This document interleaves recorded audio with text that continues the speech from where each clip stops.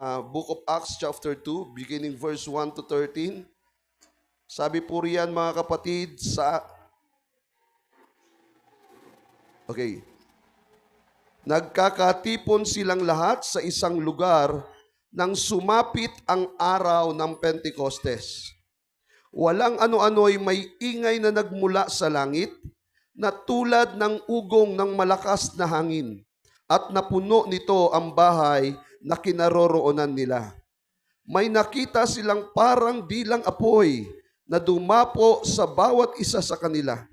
At silang lahat ay napuspos ng Espiritu Santo at nagsimulang magsalita ng iba't ibang wika, ayon sa ipinagkaloob sa kanila ng Espiritu.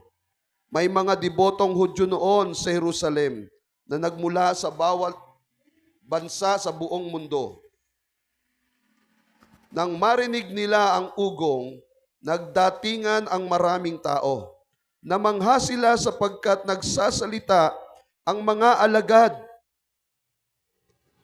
sa wika ng mga nakikinig. At namangha sa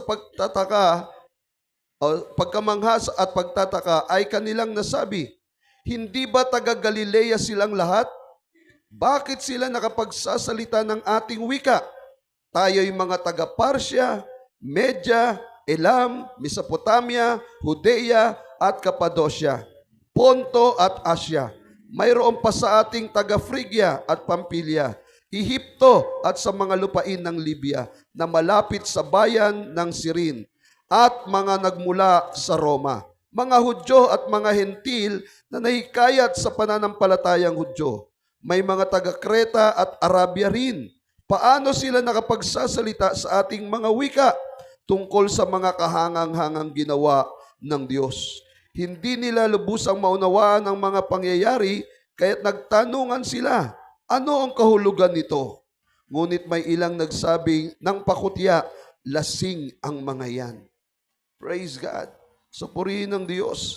So mapansin nyo mga kapatid na ang pangyayaring ito ay nahayag sa karamihan ng mga tao. At yan po mga kapatid ay niloob ng Diyos upang ang lahat ay makasaksi sa kanyang gagawing pagbabago o transformation sa panahon na yon. Praise God. So makikita natin dito kung paano ang banal na Espiritu ay dumating sa kanila. Praise God. At yun po ay naganap sa araw ng Pentecostes. Isang pista ang nagaganap. Pero ang mga anak ng Diyos, wala po doon sa celebration. Wala sila sa pistahan. Amen? Ano ang ginagawa nila? Busy sila sa pananalangin, no? Busy sila sa pag-aaral ng Scripture, busy sila sa pagpupuri at pagsamba sa Diyos. Di ba? So ganun po yung mga anak ng Diyos. No? Hindi porket mayroong malaking okasyon sa kanila pong bayan, nandoon na yung mga believers. No. Ito pong 120 nag-separate, pumunta sa isang lugar at doon sila ay nananalangin, nagpupuri sa Panginoon, sumasamba sa Panginoon at kanilang iniaalay ang panahon na yon para sa Diyos. No? Tayo mga kapatid, kung minsan sa sobrang pagkaabala ng ating paligid, nakakalimutan natin yung ating pong time doon sa Panginoon. Lalo na kapag ang okasyon, Pasko, Bagong Taon, no? Praise God, at iba pang mga malalaking okasyon, no? Mas napili pa natin, no, yung umpong selebrasyon ng mundo over doon sa presensya ng Panginoon. Praise God. Now, sabi ng Biblia mga kapatid, there is a sudden sound that came. No? Meron pong biglang dumating na napakalakas na hangin. At yung hangin na ito, mga kapatid, ay naririnig ng lahat ng tao doon sa Jerusalem. Di ba? Para siyang isang pagsabog na narinig ng lahat doon sa bayan. So hinanap ng mga tao kung saan ang galing yung malakas na hangin. At nasumpungan nila yung mga alagad ng ating Panginoon. Nagsasalita ng iba't ibang wika, pinupuri nila ang Diyos, Pinasasalamatan nila ang Diyos sa mga ginawa ng Panginoon sa kanilang buhay.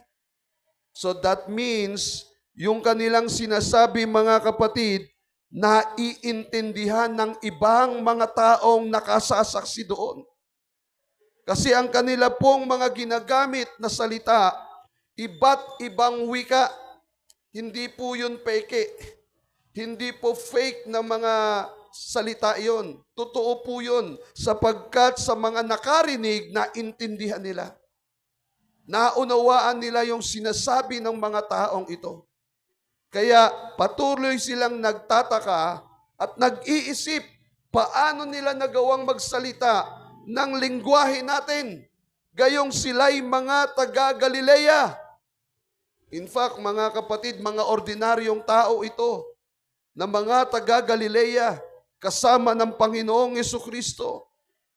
Subalit sa pagdating ng banal na Espiritu sa kanila, sila pong lahat ay nagsasalita ng iba't ibang wika. At hindi lang yon mga kapatid, naranasan nila mga kapatid bago pa mangyari yon ang pagbaba ng banal na Espiritu sa kanilang mga ulo. At ang banal na Espiritu ay nasa anyong dilang apoy. At ito ay dumating sa kanila at sila ay napuspos nito. This evening, brothers and sisters, I would like to share with you the message about experiencing the Holy Ghost. Ang maranasan ang banal na Espiritu. Mga kapatid, these 120 believers of Jesus Christ, alam niyo po mga kapatid, ang mga taong ito, maliit na bilang, 120. Subalit yung 120 mga mananampalatayang ito kay Kristo, matapos na puspusin ng banal na Espiritu, matapos na maranasan ang kapangyarihan ng banal na Espiritu, sila po mga kapatid ay ginamit ng Panginoon sa makapangyarihang pagkilos sa buong mundo. These 120 believers, they turned this world upside down because of the power of the Holy Ghost. Amen. Palakpakan po natin ang Panginoon. Hallelujah. Why? Because they experienced the power of the Holy Spirit. I'm telling you, brothers and sisters, you cannot start your ministry without experiencing the power of the Holy Ghost. You cannot grow in your spiritual life without experiencing the Holy Ghost. You cannot even win the battle kapag ang banal na Espiritu ay wala sa iyo. Bakit? Sapagkat ang kalaban sa sanlibutan ay malakas. Ang kalaban sa sanlibutan, mga kapatid, ay mapamaraan. Maraming mga estratehiya. Kaya kailangan mo ng kapangyarihang buhat sa itaas. Power from above. Power from the Lord Jesus Christ. And that is the Holy Ghost. Kapag ito po, mga kapatid, ang tinanggap ng mga mananampalataya, I assure you, brothers and sisters, hindi ka na magagapi. Hindi ka na kayang linlangin. Hindi ka na kayang lutuin, lokohin, at pagsamantalahan ng kaaway. Why? Because the power that is within you is God Himself. It is the Lord Jesus Christ Himself who lives in you. Hallelujah. Why the Holy Ghost sent forth to us? Tingnan po natin mga kapatid, bakit kailangan ang banal na Espiritu ipadala sa atin? Sabi ng Panginoon, huwag kayong aalis sa Jerusalem. Sapagkat hintayin ninyo, ipadadala sa inyo ng Ama ang mang-aaliw. So the Holy Ghost will become your mang-aaliw. Siya po ang magbibigay sa iyo ng kaaliwan sa panahon ng iyong kalungkutan, sa panahon ng suliranin, sa panahon ng kahinaan. The Holy Spirit that you have received will empower you. Siya po magbibigay sa iyo ng mga paalaala. yung kalungkutan mo, siya po ang maglalagay ng kapayapaan at kasiyahan sa iyo. No? Kaya napakahalaga na nasa iyo ang banal na Espiritu. Praise God. So, empower the word of the church. In the book of Luke chapter 24, verse 48 to 49, sabi po dyan mga kapatid, basahin po natin, Aklat ng Lucas, Kapitulo 24, talatang 28 hanggang 29, 48 hanggang 49, sabi diyan, kayo ang mga saksi sa mga bagay na ito. Tandaan ninyo, isusugos sa inyo ang ipinangako ng aking Ama. Kaya huwag kayong aalis sa Jerusalem hanggat hindi kayo napagkakalooban ng kapangyarihang mula sa langit. So the promise is, the power from above will come upon you. Kaya huwag kayong aalis, sabi ng Panginoon sa kanyang mga alagad. Hintayin ninyong dumating ang kapangyarihang mula sa itaas. Amen? Kailangan po nilang magtagumpay. Kailangan po nilang magapi ang kaaway sapagkat malakas ang kaaway. So kailangan nila ng kapangyarihan. At hindi sila binigo ng Panginoon. Nung araw ng Pentecostes, dumating ang pangako ng Panginoon. Na sinasabi kay Propeta Joel, sa huling mga araw, ibubuhos ko ang aking spirito sa lahat ng laman. Amen? So ibubuhos niya ang kanyang spirito sa lahat ng laman. Ibig sabihin, sa lahat ng taong sa kanya'y maghahanap. At doon mga kapatid, kapag naranasan nila ang kapangyarihang buhat sa itaas, ang banal na Espiritu mga kapatid, magkakaroon sila ng kakaibang karanasan sa buhay kung saan magtatagumpay sila sa maraming pagkakataon sa gawa ng kaaway. Sinong makakatakas sa tukso? Sino ang makakatakas sa tukso ng pera? No? Sa tukso ng laman, sa tukso ng material, sa tukso ng karangalan, sino makakatakas dyan? Lahat yan gusto ng ating katawan. Pero kung meron kang banal na Espiritu sa iyong katawan, mga kapatid, taglay mo ang kapangyarihang buhat sa itaas. I'll assure you, brothers and sisters, hindi ka madaling matutukso ng kaaway. Amen? Palakpakan natin ang Panginoon. Praise God. Because the power from above, hallelujah, ay kaya niyang basagin, kaya niyang harangan ang mga plano ng kaaway. Ganon kaimportante ang kapangyarihang ito na ipinagkaloob ng Panginoong Hesukristo. So, He will empower the work of the church. Kung meron po tayong mga ministry, the Holy Spirit will empower you.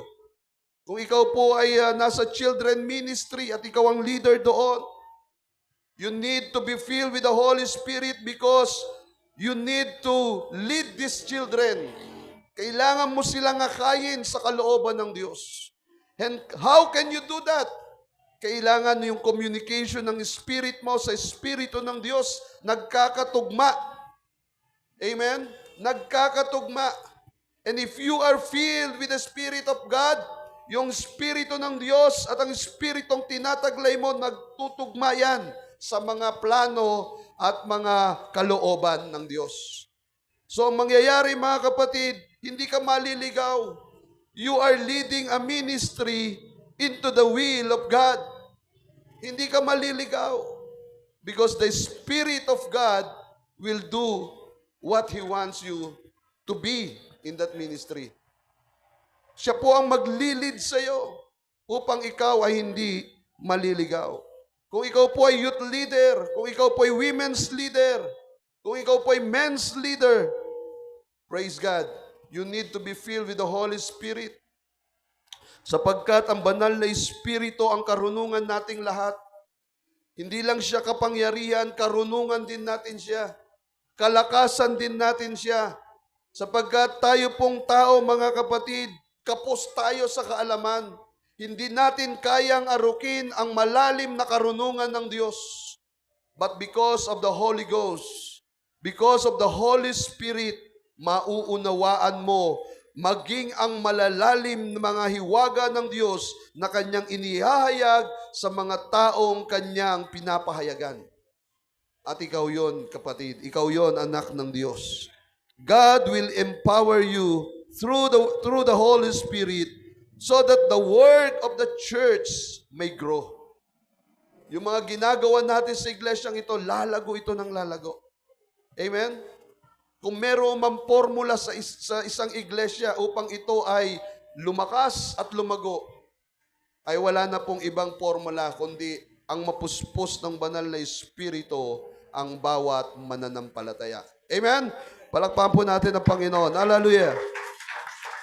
Second, mga kapatid, baptize believers into the body of Christ and enable believers to witness and produce spiritual fruit. So sabi diyan, mga kapatid, nung minsan ang Panginoong Hesus ay nagtuturo, tinuturuan niya, mga kapatid, si Nicodemo. At sinabi niya kay Nicodemo nung sila'y nagba-Bible study, sabi niya, Nicodemo, ang ipinanganak sa laman ay sa laman nga. Subalit ang ipinanganak sa Espiritu ay sa Espiritu. Huwag kang magulat, huwag kang magtaka, sapagkat yung ipinanganak sa laman ay babautismuhan sa tubig. Ang ipinanganak sa Espiritu ay babautismuhan sa Espiritu. So may dalawang bautismong binabanggit si Jesus habang sila po ay nag-uusap ni Nicodemo. At ito po yung bautismo sa tubig at bautismo sa banal na Espiritu. Hindi lamang po, mga kapatid, ang mga Pentecostal lang naniniwala sa baptism of the Holy Spirit. Kasi nung tiningnan ko ang ilang libro ng mga Baptist, nakita ko they believe also in baptism in the Spirit. So that means, ito pong bautismo sa Espiritu ay napaka-importante sa mga mananampalataya. Hindi ito pwedeng isang tabi. Hindi ito pwedeng hindi ituro. Hindi ito pwedeng itago. Kasi kailangan ito ng mga believers. Sa ganitong paraan, mga kapatid, magkakaroon sila ng lakas ng loob na magpahayag, mag-witness. Kaya ang iba sa inyo, hiya pa mag-witness. Yung iba sa inyo parang hindi pa kayang humakbang para ipahayag si Kristo kahit nga sa kapatid lang, kahit nga sa magulang lang. Ang iba sa inyo hindi pa makapagsalita tungkol kay Kristo. Why? Because you are not yet experiencing the power from above. At hindi mo rin, mga kapatid, mararanasan yung spiritual fruit na pinangako ng Panginoon. Kailangan mo munang mabautismuhan sa Espiritu at maranasan ang kapangyarihan ng Diyos. Ito pong mga alagad ng ating Panginoon, mga kapatid. Praise God.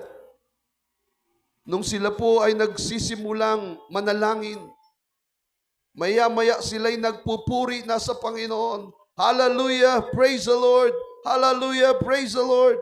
Habang sila'y nagpupuri, mga kapatid, maya-maya nag-transform na yung kanilang mga dila into another language. Habang sila'y nagpupuri sa Diyos, nag-iba na po yung kanilang lingwahe. And that is the speaking in tongues. Nagsalita na sila ng iba't ibang salita. Ibang wika na ang ibig sabihin ay puro papuri sa Diyos. Kaya kung ang wika, mga kapatid, hindi naman papuri sa Diyos, magmasid din tayo. Kasi naranasan namin minsan, nakala namin nag-i-speak in tongues yung isang tao doon sa isang krusada. Yung pala, napuspos ng masamang espiritu. Kasi ang sinasabi niya ay laban sa Diyos. O di ba? Na-identify natin yung spirit of evil kasi laban sa Diyos ang kanyang sinasabi. So what we did is kinas out natin yung pong evil spirit na nasa kanilang katawan. No? Kasi kapag Holy Spirit yan, mga kapatid, ang kanya pong sasambitin ay pulos papuri at pagsamba sa Diyos. Amen? So, ma-identify yun ang ating espiritu. No? Ma-identify yun ang ating espiritu. Now, pangatlo, sabi diyan sa Biblia, mga kapatid, convict the world of sin. Why the Holy Ghost sent forth? Kasi po, mga kapatid, to convict the world of sin. Kailangan po, mga kapatid, ihayag ang kasalanan ng sanlibutan. At kapag nahayag ang kasalanan ng sanlibutan, mga kapatid, doon ang tao hahanap sa Diyos.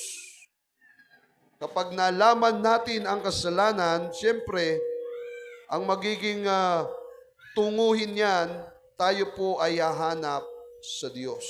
Basahin po natin Acts chapter 1, verse 1 to 5. Sa aking unang aklat ay sinalaysay ko ang lahat ng ginawa tinuro ni Jesus buhat sa pasimula, hanggang sa araw na siya'y umakyat sa langit. Bago siya umakyat, sa pamamagitan ng kapangyarihan ng Espiritu Santo, ay nag-iwan siya ng mga bilin sa kanyang mga apostol na kanyang hinirang. Sa loob ng 40 araw, pagkatapos ng kanyang pagkamatay, nagpakita siya sa kanila at sa pamamagitan ng maraming katibayan ay pinatunayan niyang siya'y buhay. Nagturo siya sa kanila tungkol sa paghahari ng Diyos, samantalang siya'y kasama pa nila. Pinagbilinan sila ni Jesus na huwag muna kayong aalis sa Jerusalem. Sa halip hintayin ninyo roon ang ipinangako ng Ama na sinasabi ko sa inyo. Si Juan ay nagbautismo sa tubig, ngunit di magtatagal at babautismuhan kayo sa Espiritu. Amen? Palakpakan po natin ang Panginoon. Hallelujah! So kung paanong nagbautismo si Juan sa tubig, sa bautismo ng pagsisisi, tayo naman ay babautismuhan sa pamamagitan ng Espiritu Santo o yung Espiritu ng Diyos. At ang bautismong yan na inyo pong matatanggap, mga kapatid, it will give you power, no, to overcome the sin of this world. Wala na pong kayang patunayan ang ating Panginoon sapagkat nagapi niya na ang kaaway. Nadaig niya na ang kaaway. Nadaig niya na ang sanlibutang ito. Kaya naman, mga kapatid, wala na rin pag-aalinlangan sa bawat isa sa ating mga mananampalataya para tanggapin ang pangako ng Panginoon na banal na Espiritu. Wala nang pag-aalinlangan, mga kapatid, sapagkat alam natin na kapag atin itong tinanggap, praise God, we will become powerful because of the Holy Spirit. Amen? At sabi pa ng Biblia, mga kapatid, sila na mga tinawag niyang mga anak. Sino po itong mga tinawag na mga anak? Tayo po yun, mga kapatid. So, Galatians chapter 4, verse 4 to 6. Hallelujah. Galatians chapter 4, verse 4 to 6. Ngunit nang sumapit ang tamang panahon, sinugo ng Diyos ang kanyang anak na isinilang ng isang babae at namuhay sa ilalim ng kautusan upang palayain ang mga nasa ilalim ng kautusan. Sa gayon, tayo'y maituturing na mga anak ng Diyos. At dahil kayo'y mga anak ng Diyos, isinugo niya ang Espiritu ng kanyang anak sa ating mga puso na tumatawag sa Diyos ng Ama, Ama ko. Nakita niyo, mga kapatid? Dahil daw po tayo itinuring ng anak ng Diyos, we can now call Him Abba, Abba, Father. Di ba? Tayo po ay kinukonsider na ngayong mga anak ng Diyos. At ang mga anak ng Diyos, marapat lamang na pinupuspos ng banal na Espiritu. Amen? This world, mga kapatid, ay wala pong kakayahan na daigin ang kapangyarihang ibinigay sa iyo. Hindi kayang lupigin ng sanlibutan ito ang kapangyarihang tinataglay mo buhat sa ating Panginoon sa pamamagitan ng banal na Espiritu. Why? Because the Bible said, greater is He that is in you. Amen? Mas dakila at mas makapangyarihan ang nasa sa inyo kesa yung mga nasa bagay ng sanlibutan ito. At dahil dyan, mga kapatid, tayo po ay tiyak na magtatagumpay. Tiyak na tayo, mga kapatid, ay magtatagumpay sa kamay ng Panginoon. Wala pong nasa kamay ng Panginoon na hindi magtatagumpay. No? Sapagkat nasa iyo ang kanyang banal na Espiritu, titiyakin ko sa iyo, mga kapatid, magtatagumpay ka. Amen? Magtatagumpay ka. Huwag kang malungkot kapag dumaraan ka sa mga suliranin, pagsubok at mga problema. No? Ang pangako ng Panginoon ay hindi po nagbabago. Kahit po minsan, mga kapatid, akala mo yung pong malungkot na kaganapan o pangyayari sa buhay mo, nawala na yung kapangyarihan mo, nawala na ang presensya ng Panginoong Diyos sa iyo, nawala na yung power, no? Hindi po. Nandyan yan sa iyo. At handa ka niyang aliwin sa panahon ng iyong kalungkutan. Praise God. So, kailangan mo ang banal na Espiritu. You need the Holy Ghost in your life. Not only because of the ministry, dahil may ministry ka, kailangan may Holy Ghost ka. No, hindi lamang po yun. Kailangan mo siya sa buong buhay mo sapagkat yan ang tatak ng iyong kaligtasan. That is the seal of your salvation according to the Scripture. The Holy Spirit is the seal of your salvation. Kung paano ang Antichrist tatatakan ang mga tao sa mundong ito, ang mga anak ng Diyos tatatakan din niya. The seal of His salvation is no other than the Holy Ghost. The Holy Spirit, brothers and sisters. Amen? So, hindi lang po siya, mga kapatid, magbibigay sa iyo ng tagumpay, hindi lang siya magbibigay sa iyo ng relasyon sa Diyos para tawagin mo siyang Ama, Ama ko. Hindi rin lang siya, mga kapatid, tatak ng iyong kaligtasan. Siya rin naman ay aktibong kapangyarihan mo habang ikaw ay nabubuhay sa mundong ito. Diba? How good na tayo po ay merong taglay na kapangyarihan habang tayo ay nasa mundong ito. Kasi kung wala, mga kapatid, hindi tayo magtatagumpay. Wala tayong kayang gawin. Kapos tayo sa maraming bagay. Kapos tayo maging sa kaalaman.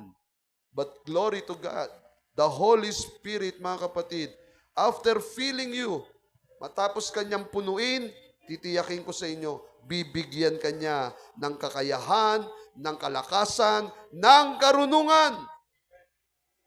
Amen? Bibigyan ka ng Panginoon. Kanina nag-uusap kami ni Elder Ines Juquino, si Ninang. Sabi niya, Pastor, nag-aalala kami sa iyo nung umalis ka papuntang US. Kasi kinukwenta-kwenta namin yung pera mo, eksakto lang sa pamasahe mo. Kung sumobra man, hindi ko alam kung sumapat yun. Napakaliit lang talaga. Kamusta? Anong nangyari? Sabi ko, alam niyo po, Ninang, ako naniniwala ko, once na niloob ng Panginoon, wala pong kakapusan na magaganap.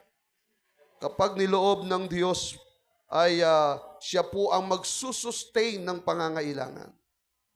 So, nung ako po'y nandoon na sa US, praise God, yung 3 days conference, lahat ng aking pong mga pangangailangan sa 3 days, sagot po ng conference yun.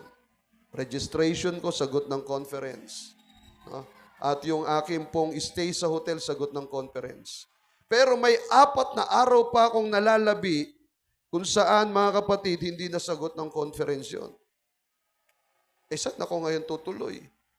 yung dalawang pastor na kasama ko, ang daming kaibigan pinuntahan. Nag-ikot-ikot na sila sa kanilang mga kaibigan pinuntahan. So, meron mang sumagot ng mga ticket nila papunta doon sa kung saan saang estate. Ako nandoon po ako sa hotel. Niisip ko, Lord, pag pumunta naman ako sa mga kakilala ko rito, ang laking perang kailangan ko. Kapos ako sa pera. Hindi ko kakayanin yun. You know what happened? Tapos po ako manalangin nung last day na ng conference. Nagpipray ako, Lord, ikaw na po ang bahala sa akin dito. Ikaw na po ang bahalang magbigay ng instruction sa kung kanino man, kung anong gagawin nila sa akin dito. At pagkatapos ng mga kapatid, nung natapos na ang huling session sa ikatlong araw, ay tinawag ako ng overall chairman ng AWCF. Sabi niya, Pastor Yuni, huwag ka mag-alala. Nalaman ko na wala ka naman palang pupuntahan dito. Pinili mong mag-stay dito. Okay lang yon. Sabi niya, dahil mag-i-stay ka dito, mag-stay ka rito hanggang sa schedule ng flight mo. Dito ka sa hotel, sagot ng AWCF ang mga gastos mo. So yung 4 days ko pa, mga kapatid, nandun pa rin ako sa hotel. Wala na lahat ng delegates doon. Iba na yung mga foreigner na nandoon, pero nandun pa rin ako. No? At itinagubilin niya ako sa bishop ng North Carolina. Sabi niya, bahala na si Bishop Mike sa'yo. Dadalhin ka niya sa church nila on Sunday, magkakaroon kayo ng fellowship doon at buong bagapon, kasama-kasama ka niya sa kanyang mga gawain. So, na-enjoy ko po yung simbahan na yon. Na-enjoy ko po, mga kapatid, yung church na yon. Praise God. So, bago po umalis si Bishop Luke, lahat ng pagkain nila dun sa kwarto, iniwan dun sa akin. Hindi ko nga naubos hanggang sa pag-uwi ko. Dinala ko pa nga rito ang iba. Praise God. At pagkatapos ay nag-love gift siya sa akin, Pastor, ito, ipagdamot mo na ito. Tabi mo na yan. Para sa iyo yan. Para meron kang magastos habang ikaw ay nag-i-stay dito. So wala po akong ginawang kahirap-hirap. Nandun ako para manalangin, para umasa sa Diyos at magpasalamat sa Diyos. And the Lord gave everything to me. Di ba? So hindi po ako nag-aalala. Why? Because I know the Holy Spirit that is in me. Ang siya pong magbibigay sa akin ng kapayapaan at kapanatagan habang ako po ay naroroon. Doon pala sa Amerika, Inglesero mga tao. Praise God. Anyway, mga kapatid, nakita ko ang biyaya ng Panginoon.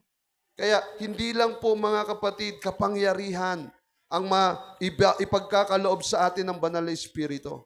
Ibibigay niya rin sa atin, mga kapatid, yung security. No?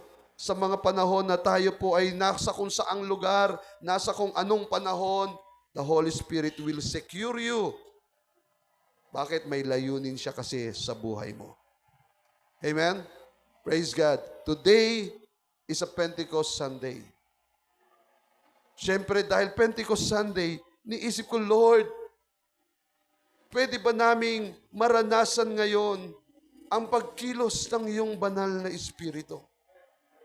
And because the Lord is very gracious, and the Lord is full of grace and love, alam ko, mga kapatid, hindi niya bibiguin ang sino man na maghahangad nito sa araw na ito. Amen? He will continue to pour out the Spirit for your needs, sa pangangailangan mo. Dahil alam niya, kailangan mo yan, then He will send it to you. Are you ready? Tayo pong lahat ay tumayo, mga kapatid.